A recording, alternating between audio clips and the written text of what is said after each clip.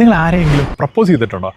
ഇല്ലെങ്കിൽ നമ്മൾ സിനിമയിലെങ്കിലും പ്രപ്പോസൽ സീനുകൾ നമ്മൾ കണ്ടിട്ടുണ്ടാവില്ല. നല്ല റോസാപ്പ് കൊടുത്ത്, നല്ല മോതിരമൊക്കെ കൊടുത്ത് നമ്മുടെ ജീവിത പങ്കാളി ഇമ്പ്രസ് ചെയ്യാനായിട്ട് നമ്മൾ നോക്കുന്നത് അല്ലേ?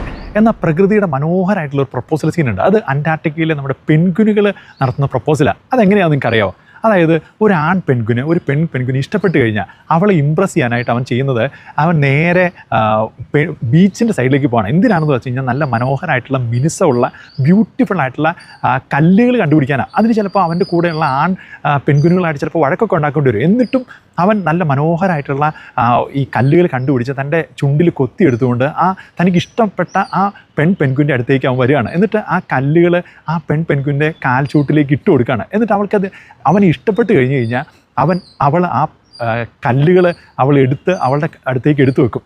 അതിൻ്റെ അർത്ഥം പെൺകുഞ്ഞിനെ അവൾക്ക് ഇഷ്ടപ്പെട്ടു എന്നുള്ളതാണ്. അങ്ങനെ അവർ രണ്ടുപേരും ഇഷ്ടപ്പെട്ട് കഴിഞ്ഞ് കഴിഞ്ഞാൽ തങ്ങൾക്ക് കിട്ടിയ കല്ലുകളൊക്കെ കൂട്ടി വെച്ച് ഒരുമിച്ച് അവരൊരു കൂടുണ്ടാക്കി അവരവിടെ ഒരുമിച്ച് താമസിക്കുകയാണ്. അവരുടെ മക്കളൊക്കെ ആയിട്ട് അവരങ്ങനെ ജീവിതാവസാനം വരെ അങ്ങനെ താമസിക്കുകയാണ്. നമ്മുടെ പ്രകൃതി ഒന്ന് ആലോചിച്ച് നോക്കി, എത്ര മനോഹരമായിട്ടാണ് സ്നേഹത്തെ പോലും നമ്മുടെ മുമ്പിലേക്ക് അവതരിപ്പിക്കുന്നത് അല്ലേ? നമ്മുടെ ജീവിതത്തിലും നമ്മുടെ ഈ സമൂഹത്തിലും നിഷ്കളങ്കമായ, നിസ്വാർത്ഥമായ, നമ്മുടെ പേരൻസിനെ ഒന്നും വേദനിപ്പിക്കാത്ത മനോഹരമായിട്ടുള്ള പ്രണയങ്ങളുണ്ടാകട്ടെ. Happy Valentine's Day. God bless U.